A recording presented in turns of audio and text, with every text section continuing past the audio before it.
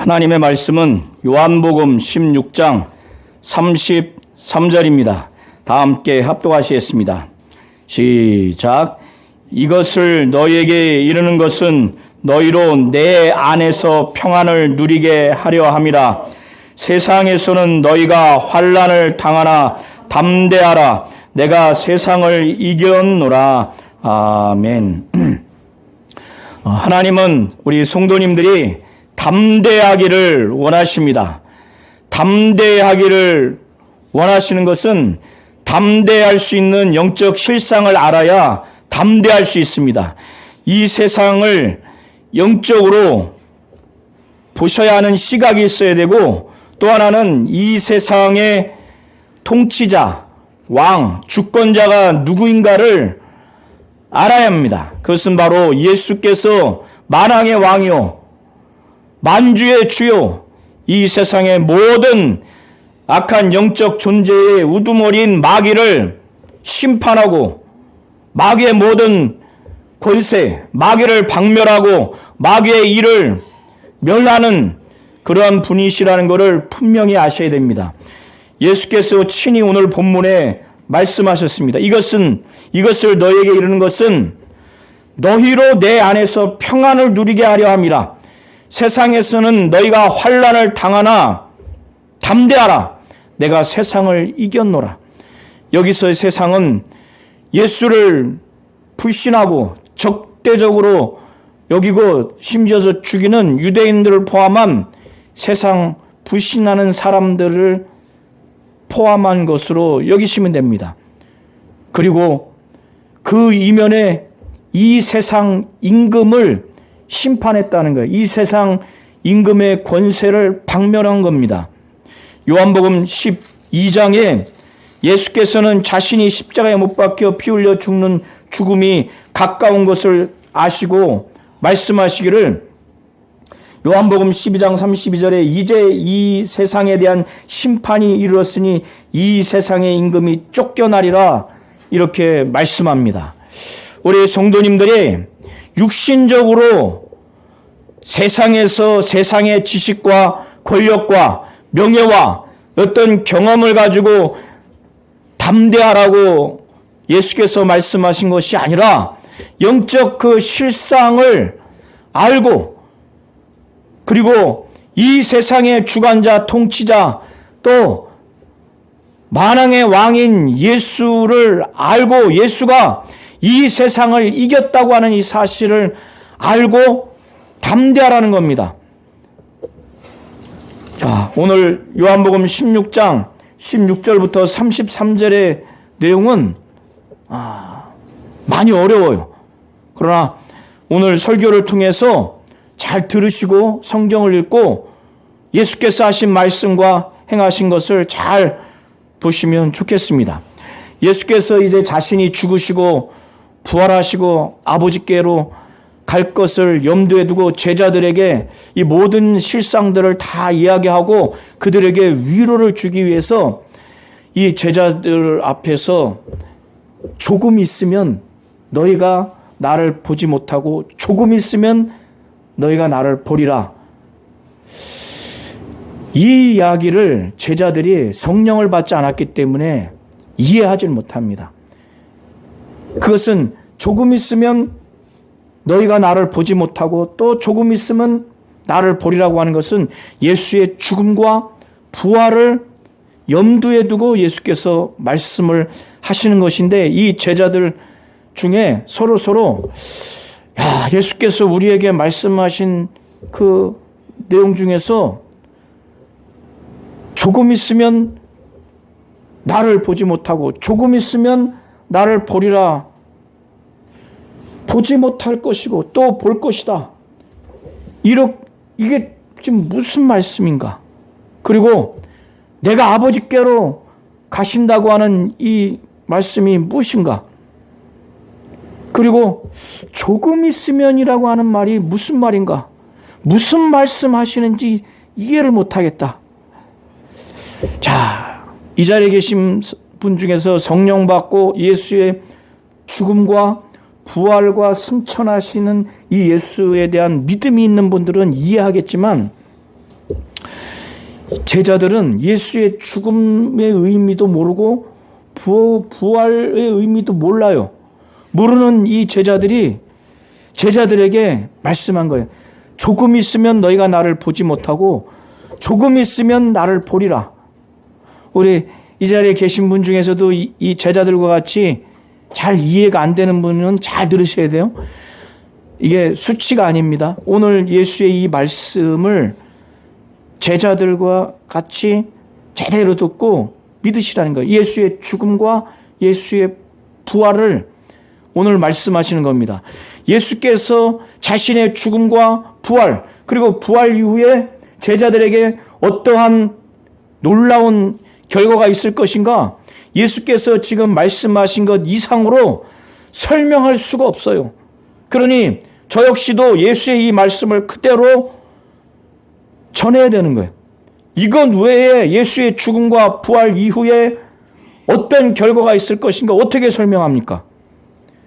예수의 최고의 설교인데. 자, 예수께서 이 제자들이 서로 수근수근하고, 야, 이게 무슨 말이냐. 조금 있으면 나를 보겠고, 또 조금 있으면 너희가 나를 보지 못하겠고, 또 조금 있으면 나를 보리라. 야, 조금 있으면 나를 보지 못하겠고, 조금 있으면 나를 본다? 이게 도무지 이해를 못하는 거예요. 성령을 받지 않는 제자들에게 있어서 죽음과 부활을 전혀 이해할 수 없는 제자들에게 이게 보지 못한다고 하고 또 본다고 하니 이게 이해가 안 되는 거예요. 그리고 내 아버지께로 간다고 하는 것이 이게 무슨 말이냐. 그리고 조금 있으면 이게 무슨 말인지, 그래서 무엇을 말씀하시는지 알지 못한다. 자, 제자들과 똑같은 상태에 있는 우리 성도님들 지금부터 잘 들으시고, 지금부터 들으시면 확실히 주님의 죽음과 부활에 대해서, 부활 이후에 어떤 결과가 제자들에게 있을 것인가 잘 이해하고 믿을 수가 있습니다. 그러니까 서로 문의를 해. 서로 수근수근.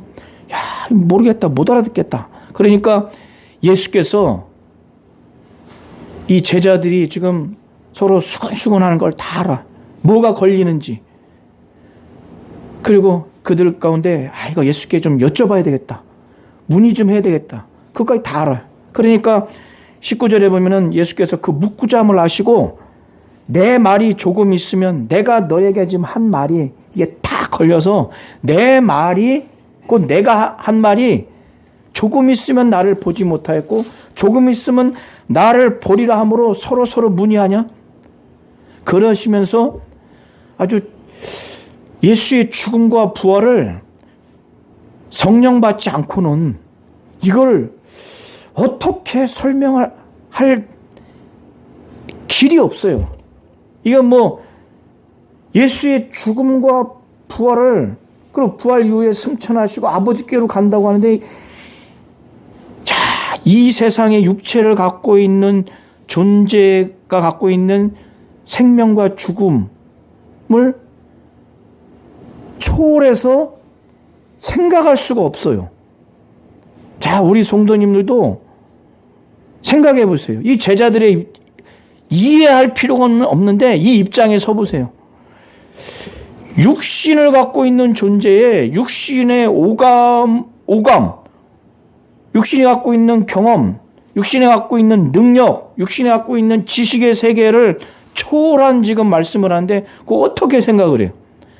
그리고 육신의 생명과 죽음 외에, 이거 지금 육신이 죽으면 지금까지 인류 역사상 살아난 육신의 존재가 있습니까? 그러니까 죽음과 부활을 상상할 수가 없어요. 그러니까 예수께서 조금 있으면 너희가 나를 보지 못하겠고 조금 있으면 너희가 나를 보리라, 이렇게 비유로밖에 말씀할 수가 없어요. 그러니까 죽음과 부활을 맞이하게 되는 그들의 반응을 통해서 죽음과 부활을 설명할 수밖에 없습니다. 죽음이 뭐고 죽음은 이해를 할 거예요. 그러나 부활을 이해할 수 없기 때문에 그들에게 죽음과 부활의 의미를 설명하기보다 예수의 죽음을 맞이했을 때 제자들이 어떠한 반응을 일으킬 것이고 예수의 부활을 목격했을 때 그들이 어떠한 반응을 나타낼 것인가, 이렇게밖에 설명할 수가 없어요. 이건 너무 중요한 내용이기에 예수께서 20절에 매우 중요하기 때문에 이들이 잘 이해하고 아주 각인시키라는 의미에서 내가 진실로 진실로 너에게 이르노니 하면서 자신의 죽음을 어떻게 설명합니까? 자기의 부활을 어떻게 설명할 수 있어요? 예수는 죽으시고 부활하신다고 하는데 이들은 육체적인 존재가 죽는 것 외에는 상상할 수가 없는데, 그러니까 자기의 죽음과 부활을 이들에게 정의하거나 의미를 설명할 수는 없고 죽음과 부활을 그들이 각각 시간을 두고 목격했을 때 그 반응을 통해서 이들에게 설명하는 거예요.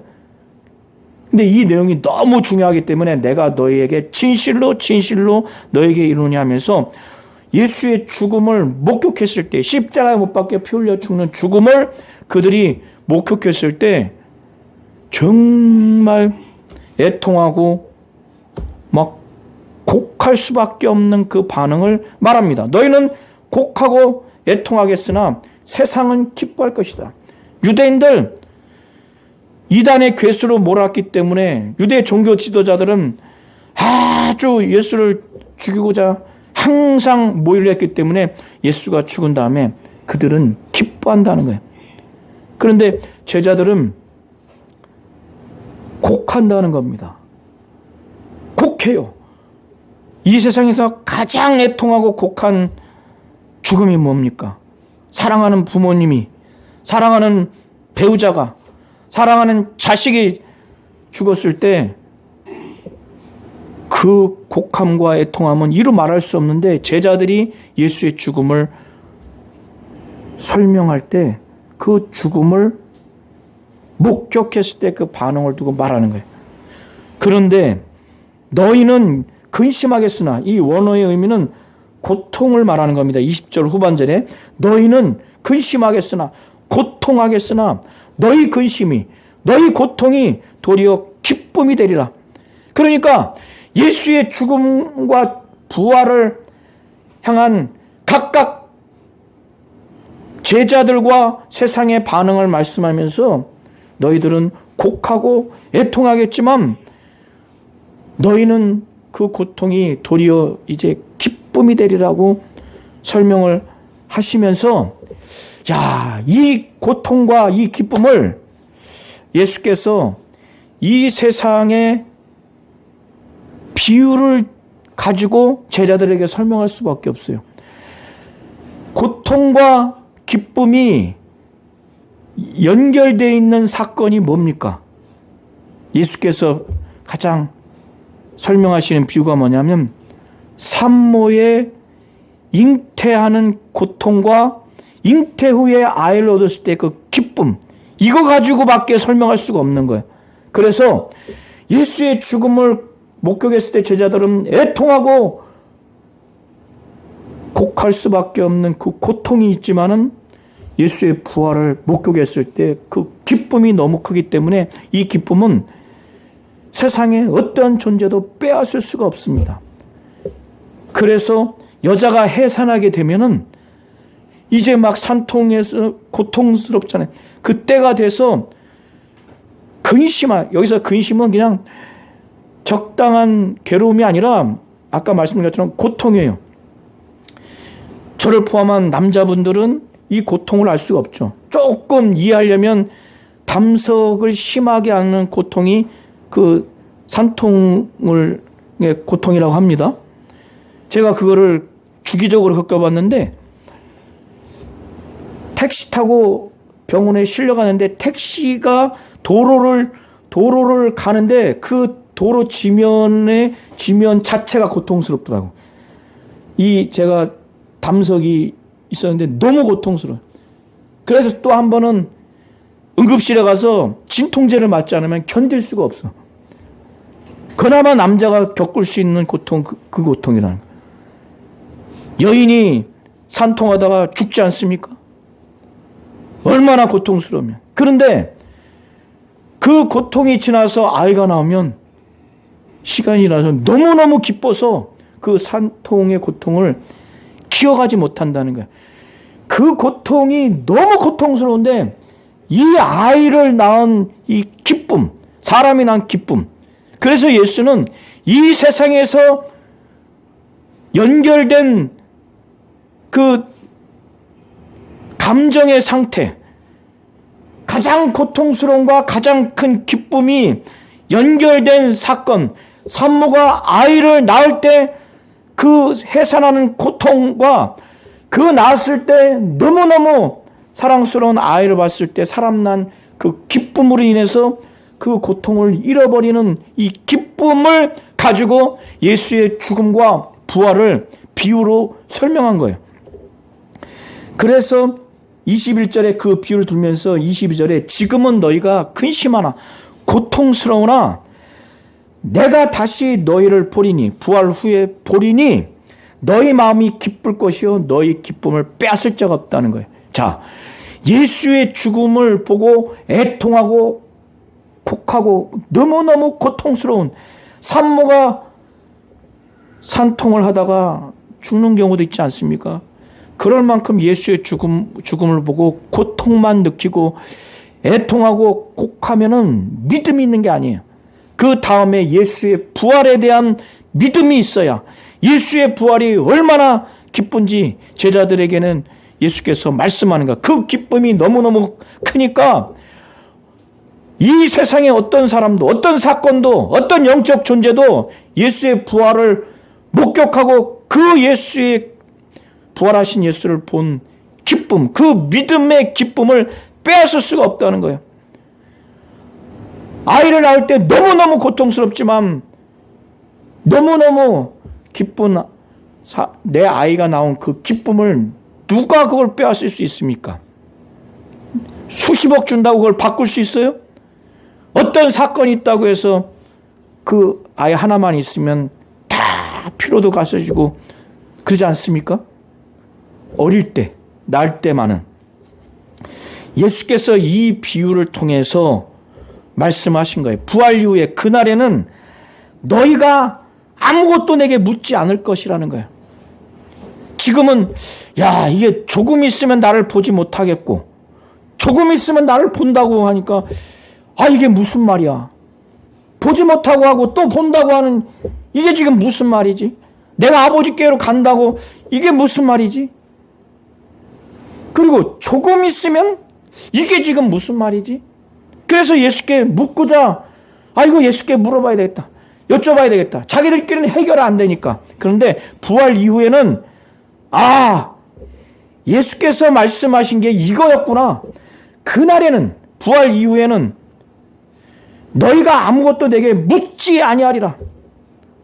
그러면서 중요한 말씀을 해요. 부활 이후에 부활을 목격한 기쁨뿐만 아니라 부활 이후에 제자들은 이제 성령 받은 다음에 예수가 누구라는 걸 확실히 믿어요.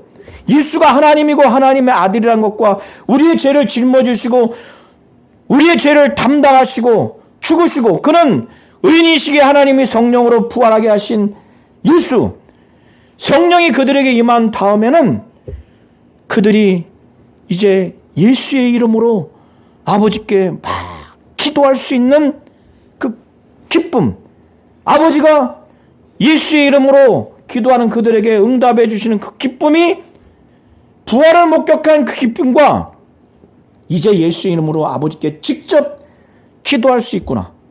그래서 23절 후반부에 이게 너무너무 중요한 내용이기 때문에 내가 진실로 진실로 너희에게 이르노니 이렇게 말씀하시면서 너희가 무엇이든지 아버지께 구하는 것을 내 이름으로 주시리라.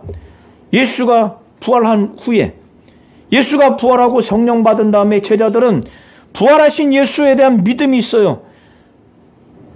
예수가 왜 죽으시고 왜 부활하시고 성령은 왜 왔는지 예수의 이름이 어떠한 이름인지 그 권세와 능력도 다 이제 이들이 아니까 무엇이든지 아버지께 구하는 것을 내 이름으로 주신다는 거예요.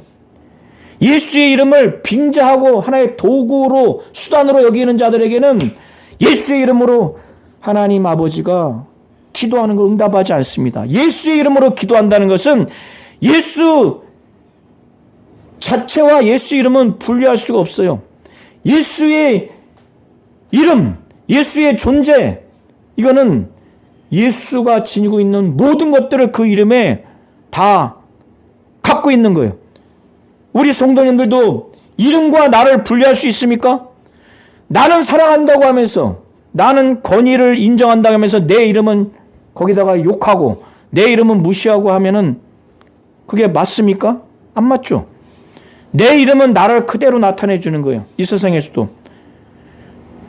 그래서 이름을 부르면 우리가 반응하지 않습니까? 그 이름을 무시하고 이름을 업신여기고 이름을 욕하면 내가 업신여김을 당하고 내가 욕을 당하는 겁니다.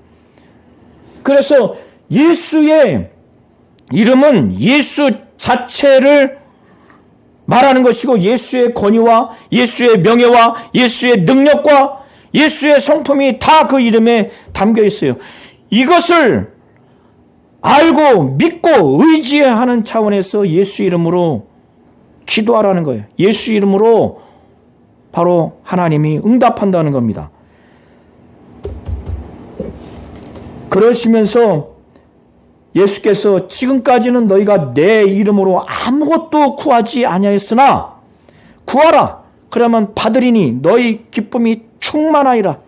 이렇게 예수가 하나님이고 하나님의 아들이라고 하는 이 믿음과 그가 우리의 죄를 짊어지시고 우리의 저주를 담당하신 바로 그는 하나님이고 하나님의 아들이기에 의인으로서 하나님이 성령으로 그를 살리시고 예수가 어떤 분이라는 것을 안 다음에 이 이름이 그분과 분리할 수 없고 그의 권위와 그의 능력과 권세와 성품과 분리할 수 없는 이름이구나.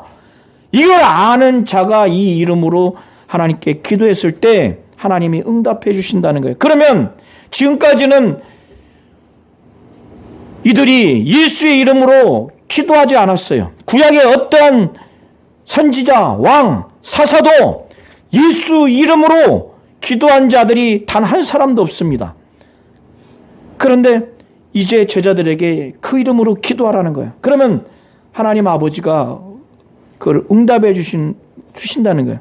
그때 그 제자들의 기쁨이 정말 충만하다는 겁니다.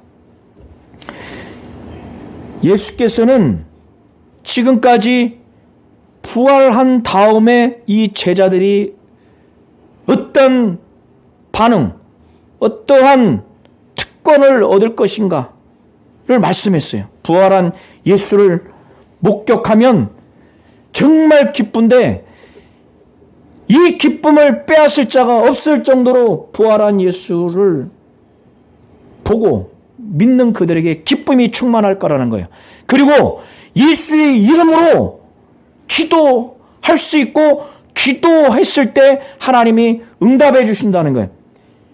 예수를 무시하는 것이 아니라 예수에 대한 믿음이 있고 예수를 신뢰하니까 그 이름으로 하나님께 직접 이제 기도할 수 있는 특권과 응답을 얻었을 때 그 기쁨이 충만하다는 겁니다. 이것이 부활 이후에 제자들에게, 우리 성도님들에게 얻게 되는 기쁨이에요. 예수가 죽으시고 부활하신 이 믿음이 있어서 부활한 예수에 대한 믿음이 있어서 부활한 예수를 알고 믿는 기쁨이 충만하시기를 바랍니다. 그리고 이 예수의 이름으로 직접 하나님께 기도하고 응답받을 수 있는 이 기쁨이 어지간한 기쁨이 아니라 너무너무 충만한 기쁨이기에 예수께서 부활 이후에 제자들이 그런 기쁨을 얻을 것이라고 말합니다. 우리 성도님들이 예수의 이름으로 기도하는 것이 바로 그런 의미예요. 그래서 기도하고 응답받는 그 기쁨이 엄청난 기쁨입니다. 중언부언할 필요가 없어요. 기도를 많이 하려고 길게 하려고 할 필요가 없다는 거예요. 예수의 이름이 무엇인지 알고 그 이름으로 기도해서 아버지께 직접 응답받는 그 기쁨이 너무 크다는 거예요. 자, 25절에 예수께서 이것을 비유로 너에게 일렀거니와, 이들에게 왜 비유로, 여기서 비유의 원어의 의미는 수수께끼 같은 말, 밀어, 잘 이해할 수 없는 말. 왜 예수께서 이렇게 말씀할 수밖에 없느냐? 이들은 이해할 수 없으니까. 오늘 16절부터 33절 범위 내에서 이것을 비유로 너에게 일렀다고 하는 것은 예수의 죽음과 부활과 관련된 말씀인데, 첫 번째는 조금 있으면 너희가 나를 보지 못하겠고 조금 있으면 너희가 나를 보리라. 이렇게 첫 번째 비유로 말씀했어요. 왜? 예수의 죽음과 부활을 그들이 이해할 수 없으니까. 그리고 죽음과 부활을 그들이 목격했을 때 그 반응도 비유로 말씀할 수밖에 없었어요. 그래서 두 번째 비유는 너희는 곡하고 애통하겠으나 세상은 기뻐하리라. 너희는 근심하겠으나 너희 근심이 도리어 기쁨이 되리라. 이렇게 비유로 할 수밖에 없어요. 세 번째는 여자가 해산하게 됐을 때 그 때가 이르니까 고통하지만 아이를 낳게 됨으로 세상에 사람 난 기쁨으로 말미암아 그 고통을 다시 기억하지 아니하리라. 세 번째 이렇게 비유로밖에 말씀할 수밖에 없어요. 그들이 죽음과 부활에 대해서 잘 알 수 없으니까. 그런데 이것을 비유로 너에게 일렀거니와 이제 때가 이르면, 예수가 부활한 이후에 성령 받은 다음에 예수의 부활 이후에는 이제 제자들에게 모든 걸 다 감당할 수 있는 상태가 되니까 너희에게 아버지에 대해서 밝히 말하리라. 공개적으로 아주 명확하게 말을 한다는 거예요. 그러시면서 앞에 23절, 24절에 말씀한 예수의 이름으로 무엇이든지 구해라. 그러면 그때 아버지께서 응답해 주실 것이고 그 기쁨이 충만할 것이라고 하는, 내 이름으로 기도하라고 하는 그 내용을 더 말씀하시기를, 그 날에 예수가 부활한 이후에 제자들은 이제 완전히 변화될 겁니다. 성령 받고 난 다음에 완전히 변화되는 그날, 부활 이후에 성령 받은 이후겠죠. 그날에 너희가 내 이름으로 구할 것이요, 내가 너희를 위하여 아버지께 구하겠다고 하는 말이 아니. 그때는 이제는 너희가 내 이름으로 직접 기도하는 거지, 내가 중간에 너희들의 기도를 받아서 하나님께 기도하는 것이 아니라는 거예요. 물론 지금 보좌 우편에 예수께서 우리를 위해서 간구하십니다. 그런데 이 제자들에게, 또 우리 성도님들에게 예수의 이름으로 하나님 아버지께 직접 기도할 수 있는 이 특권, 이걸 지금 예수께서 말씀하시는 거예요. 왜 예수께서 이 제자들이 예수의 이름으로 아버지께 직접 기도하고 아버지께서 그걸 직접 응답해 주시는, 이들과 아버지의 관계가 직접적으로 이렇게 가깝게 기도하고 그 기도를 들으시고 응답하도록 왜 하나님이 그렇게 하셨는가? 자, 27절에 한번 보시기 바랍니다. 27절부터 20절을 한번 눈으로 보세요. 아버지가 이 제자들을 친히 사랑하기 때문에 그렇게 하시는 거예요. 우리 성도님들도 친히 사랑하는 자녀들은 어떻습니까?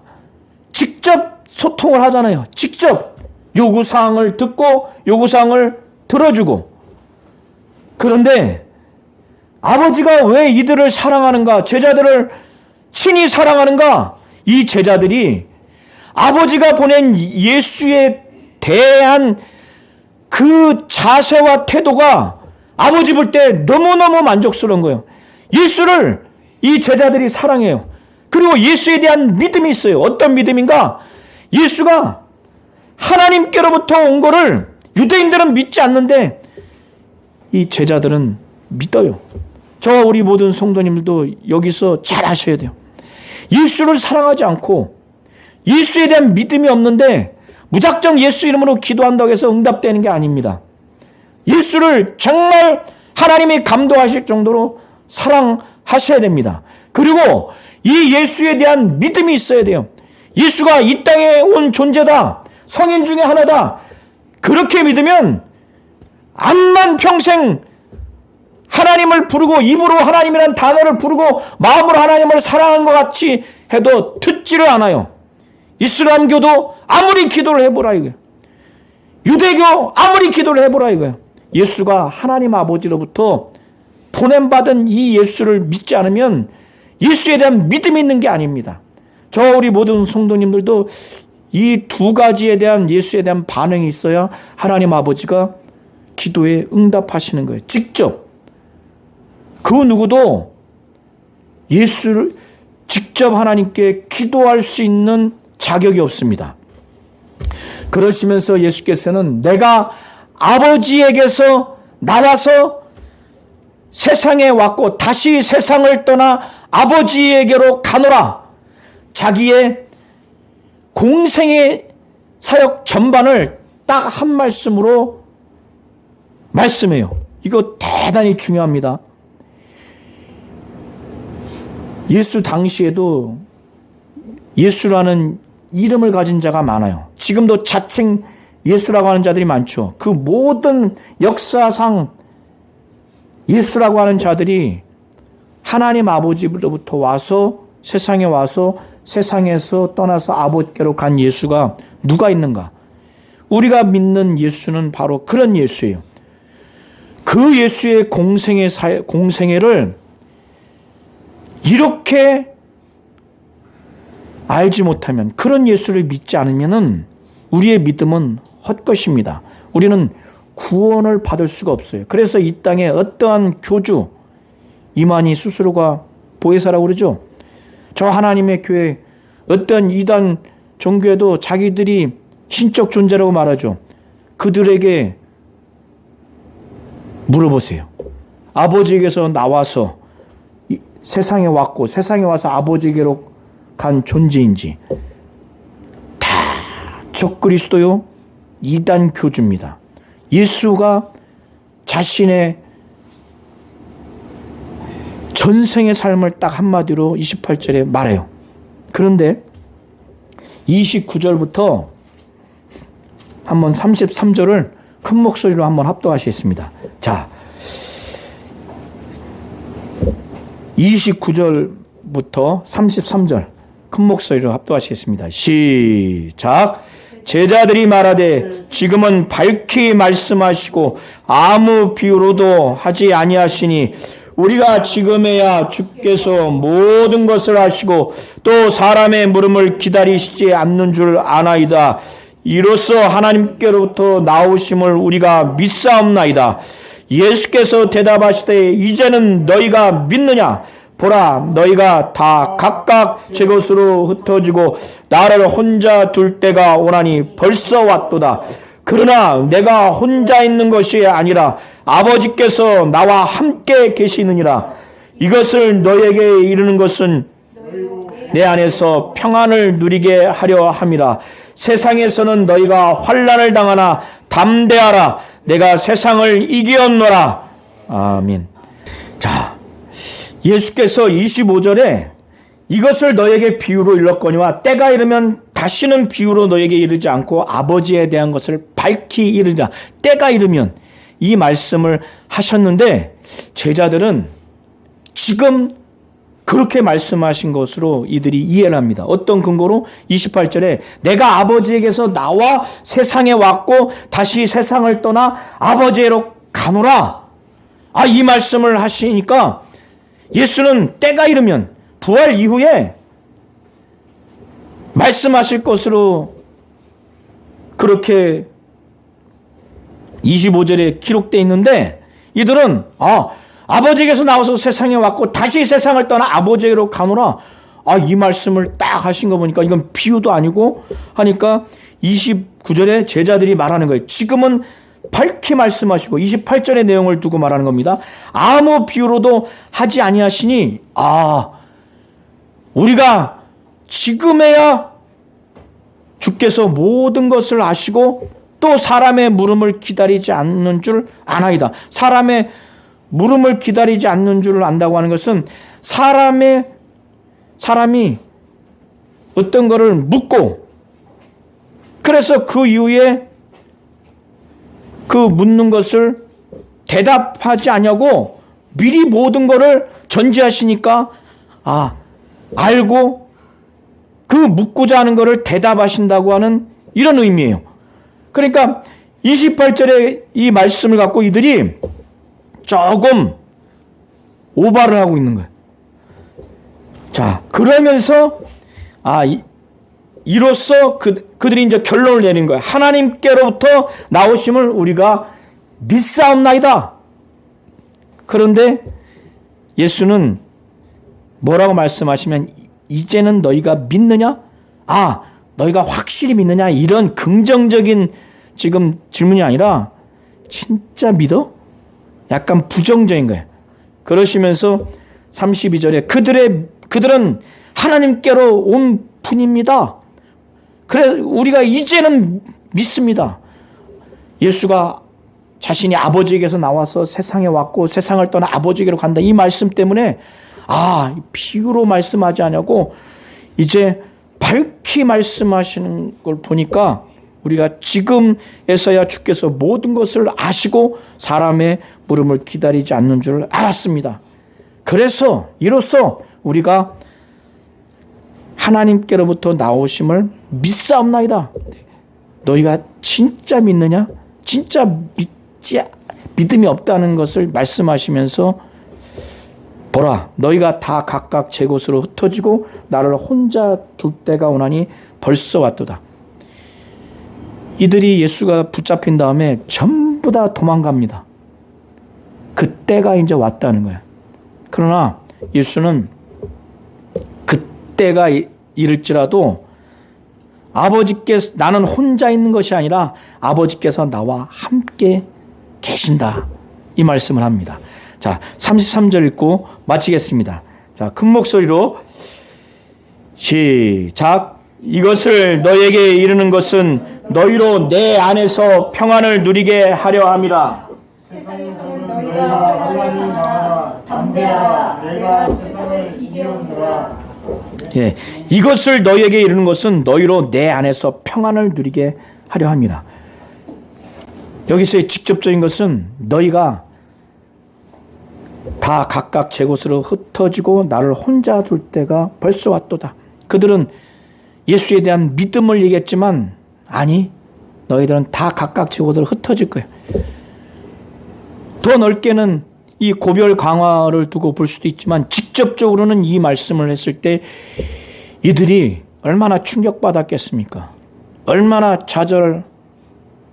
좌절하겠습니까? 그때 그 상황에 이것을 너에게 하는 것은 너희로 자기를 비하하거나 절망하거나 좌절하지 말고 예수 안에서 평안을 누리게 하기 위해서 너희가 그렇다 할지라도 예수 안에 있고 예수 안에서 평안을 누리도록 우리가 1월 1일 날 본 것처럼